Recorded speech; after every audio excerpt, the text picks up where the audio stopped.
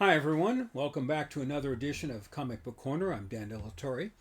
I've wanted to do this video for about a month. I wanted to do a review of this past year, the year itself regarding comics, slabs, and what I was able to obtain this past year. Let's start with the slabbing market. PSA seems to be a legit player. Now they dominate the card market if you're into sports cards and all the rest of it. But they're using that muscle to flex their abilities in the comic market by buying CBCS, the former slabbing company. Now that was again a huge flex to show CGC that they're serious by getting rid of their best competitor. I mean, CBCS was never I wouldn't say a serious competitor, but they never got any traction. We were hoping for both those two to sort of go, side by side, because you never ever want to have one company to be your source for goods or services, because if something happens to that company, what do you do? Well, CBCS could never get that traction, and since PSA entered the market really officially last year, that was one of their moves to buy that company. And what they're probably going to do is just let it run for a few years, because you need to keep that company going, because people still are using that service and using that company for their slabs. And if there's any problem, if you have to send that back, if you shut down the company, that's not good. But at some point they will, and what they'll do is they'll gut the company, and they'll probably take out their best and brightest that work there, whatever equipment they have and whatever resources and so forth, so on and so forth, and that'll all probably shut down by about 2 to 3 years. I had a conversation with another slabbing company, EGS, my favorite company, Tony Trombata. Shout out to him. He's a friend. We both share the same birthday, which is today, February 11th. So happy birthday to you, Tony. And he agrees with me that's probably the future of CBCS. But PSA is in the market, and now there are officially two slabbing companies going side by side. CGC is still by far the front runner, but we'll see what happens moving forward with PSA and all that. The biggest comic of last year was this one here, and I still have it. I think I have two of them, and I couldn't find it. I'm almost certain I have two of them, and that's Absolute Batman, #1. This is not their first appearance. This is his first appearance. In fact, let's bring up a little controversy here. I know I have two of these, and it's all in special #1. This is the first appearance of Absolute Batman, Superman, and Wonder Woman. So this is clearly the first appearance, but is it? Because this came out a little bit, I believe, a month prior, and it's their free magazine that they give away called DC Connect, and this was produced a month before this one. So there's a bit of controversy regarding who has the first appearance, but I believe CGC and PSA are agreeing that this is the first appearance. But this is a hot book. I have, like I said, I still have my, where they are right here. I've got my Absolute Batman, which I probably should sell. I mean, these are going for upwards of $500. High 400s, 495 I think was the high sale. So will it continue to be that hot? That depends on the writers. Right now, it's still red hot. But if the writers lose the ability to keep interest in that character, it'll start to wane very very quickly. And so then you have to sell. So you got it. Make your own decision. I don't really like to sell anything. Here's the Noir edition. That's still worth the money here. I also have the same copy, the Ashcan that I got free from attending San Diego Comic Con.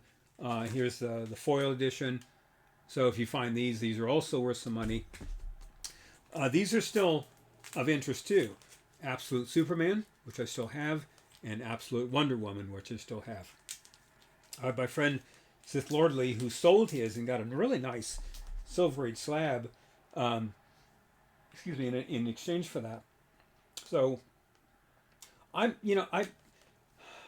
I'll consider it. I don't sell anything because I got burned years ago by selling my collection, and it still hurts me to this day. That was almost 15 years ago, where I sold my AF-15 and two Tales of Suspense 39s. Yes, two of them, and they were in better condition than the 2.0 that I had. So I'm still gun shy. But anyway, let's get into what I was able to get my hands on last year. It was a good year, but like any collector on a budget, I look for deals when they present themselves. I rarely jump in unless I really, really want something. But again, when the opportunity presents itself, I make a move. First one, let's start here. Silver Surfer 3. First appearance of Mephisto. Now, I finally found a decent deal. I get a lot of my stuff from Comic Ozzy. Shout out to his Whatnot sale. When he gets some comics here, he usually marks them below fair market value. Then I strike if I have the means and money for it.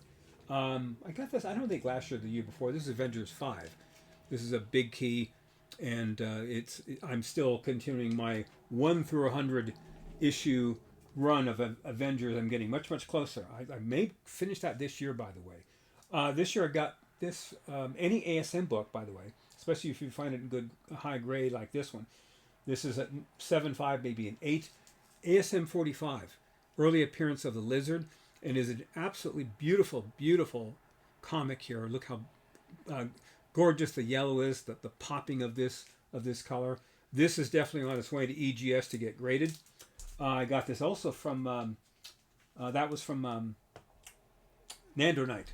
Shout out to Nando for his TNK comics, and he's making the rounds here regarding his buying and selling.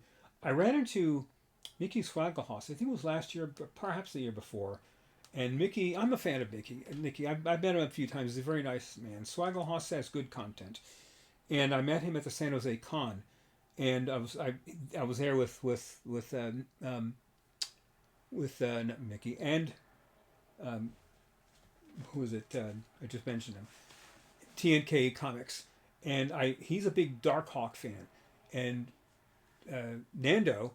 That's what I was trying to remember.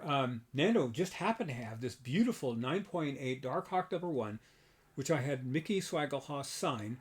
So there it is right there. I have a #1 with the Mickey Swaggelhoss signature. I think that's pretty cool. Shout out again to the Swaggelhoss channel. A few more. I don't want to go too deep into this, but again, I just wanted to do a review. I'm a big Defenders fan, and this is one that was on the list, and this is Avengers 144, the first, technically the first appearance, but the first appearance of Hellcat, when Patsy Walker, the Golden Age character, I don't know how they did that, by the way, because from the Golden Age, she'd be in her 80s or 90s. But anyway, this is Patsy Walker, and just before she becomes a Defender. And she was a prominent member of the Defenders, and I wanted to have this comic. This is a Gil Kane cover. And Steve Englehart, one of my favorite writers, wrote this, and I have yet to read it. I do have a reader's copy that I just picked up, so I'll be looking at that soon. This one I did get 2 years ago, but I got it slabbed last year. And it came back a 5.5 white pages, and I'm not a big DC fan like some of you. I know Sith is a huge DC fan, and that's totally fine. I love the DC universe. But as a child, I just started buying Marvel. I just love the Marvel storyline. I'm used to it. I'm just now kind of putting my toe into the DC universe. You'll see why in just a moment here. But this is the first appearance of Power Girl. And this is All-Star Comics number 58. I got this for maybe $40 at a comic shop in Concord here in the Bay Area. And I got lucky. This is a beautiful grade, nice mid-grade, but white pages. And it's the first appearance of a prominent character that, now that the Supergirl movie is out, and I certainly will plan to see it, they'll be profiling more female characters, including this, for obvious reasons, sex appeal. And she's a loved character, so that having a first appearance, if you can still find one like I did, you just have to do some digging. You got to be patient, keep digging and digging, and eventually you strike gold. You just do. Like anything, the more you put into this, the more you're going to get out of it. But patience is the key.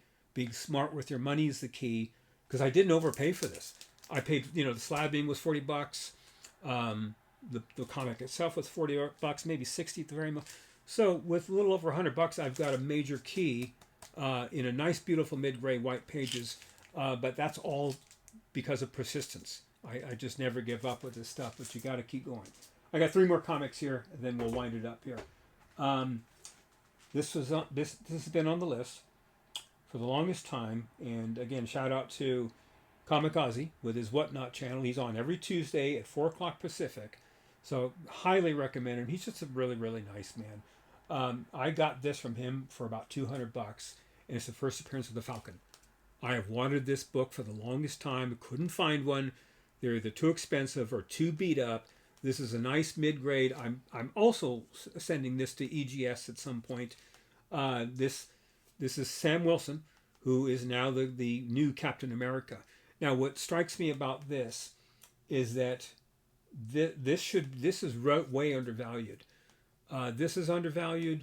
Same with Iron Man 170, where James Rhodes takes over as Iron Man, and Fantastic Four 52. The black characters from the Silver and Bronze Age aren't being given the appreciation that they should.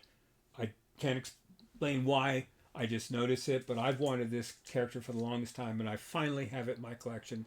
It's not going anywhere, and it's going to be graded, so that's now off the list. That's just so cool to have. Two more. These are I saved the best for last year. Again, shout out to Nando Knight, because I went to his last sale in San Jose at the GalaxyCon, and he finds stuff that it's, how he finds it I don't know, but I'm stunned that I have this. Most Golden Age, especially DC Golden Age, are unbelievably expensive.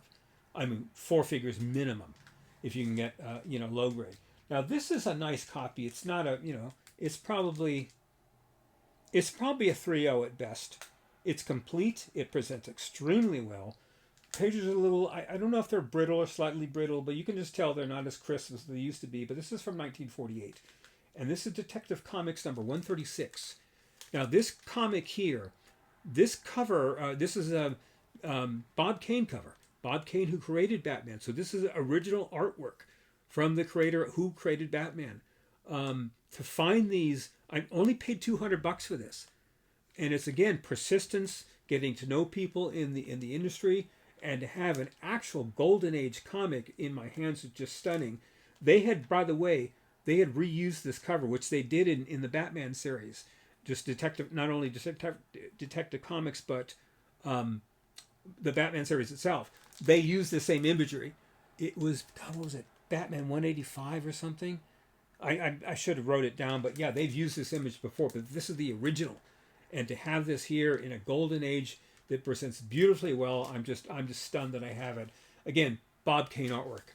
You can't beat it. I mean, the Golden Age artist of the day, Schomburg from Marvel, Bob Kane was the artist for DC because he couldn't be matched. And having an original artwork from this is just, I'm just delighted that it's in my collection. The last one here, guys, is, or ladies, if you're joining, I had said in a previous video that I wanted to have, if I could obtain it, one more Grail. And again, shout out to Kamikaze, who helped me out getting this. We had I talked to him regarding how, I don't want to tell him how to run his business. He knows what he's doing here. He helped me out by having a sale that you put down a deposit, then you have 30 days to pay off the whole thing. Excuse me a second. Well, the Grail that I'd mentioned in that video was Journey into Mystery 83, First Thor. Problem is, unless you have, at the time, it was worth about $5,000 to $6,000 for a low grade, a nice presenting 1.5 or 1.8. Now that is $7,000 to $8,000. It's beyond my ability. I don't think I'll ever see myself getting that. But as a collector on a budget, you take advantage of the opportunities that present themselves at the time. This one presented itself at the time. I could barely afford it, but I was able to obtain it, again, with help from Kamikaze. Again, I'm not going to speak for him. If it's up to him, if you see something that's out of your price range, you make out a deal, you work that out with him. He's easily reachable on Instagram. But I did find, and this is probably the last deep Silver Age Grail from Marvel, and it's perfect because it fits. Today is my birthday. This character has the same initials that I do, the DD. Daredevil number 1. I was able to get the first appearance of this deep Grail Here it is in a 2.5. It's a beautiful copy. And the thing with this character was also created in 1964, the year of my birth. As I said, the initials are the same. This is also the very last Silver Age character that came out of the bullpen. It started with Fantastic Four, went to Hulk, Iron Man, the Avengers, Doctor Strange, whatever. This is the very last one. After that, there were other creations. There was Silver Surfer, but they were in titles that had already started. You know, Fantastic Four 48 with the Silver Surfer and Galactus. Black Panther, as I already aforementioned, in issue 52, and there are a few others. But this was the last one. This was the foundation of the Silver Age. And it started in 1961, ended in 64 with this particular comic. Again, it's a deep, deep grail. We'll never get rid of it. Never get rid of it because it's simply going to go up in value. Now with the Daredevil series, it's coming out next month. I mean, this is going to move. This is going to start to move. And the Daredevil comics, I've been starting to collect them. I'll show them in another episode. But this is a character not to sleep on. Had I had my wits to me, I could have got this for half the price a couple years ago. Daredevil has really accelerated, and all these Silver Age key issues are going to accelerate. Even the ones that are not keys. The comic market is starting to gain traction again. And I noticed that with the sales that I watch and looking at eBay, comics that were $10 are now $20, $25. They used to be considered filler runs. Not anymore. They're just, again, they're desirable, especially if they're in good condition. Of course, you look for the best condition, but I don't actively seek a 9.8. Why? They're expensive. They're very expensive. I have some 9.8s in my collection, but I just want like this one here or this one here. I just want the comic. It doesn't have to be a 9.8. You know, if it presents beautifully, it's complete, it looks great, and these are first appearances, and they are of major characters. That's all I want, and so that it makes it easier for me. But I wanted to celebrate that I got this. This is sort of my birthday present to myself. I got it like in August last month. It cost a pretty penny, but there's an old saying: the best birthday present is the one you get yourself. So anyway, delighted to have this in my collection. Everyone, thank you for joining. Leave a like, comment, subscribe. I love the comments, like the back and forth. If you have any questions about these books, their background, or questions about collecting in general, I'm at your disposal. Everyone, thanks for joining. We'll see you in the next episode. I'm Dan De La Torre, and this is Comic Book Corner.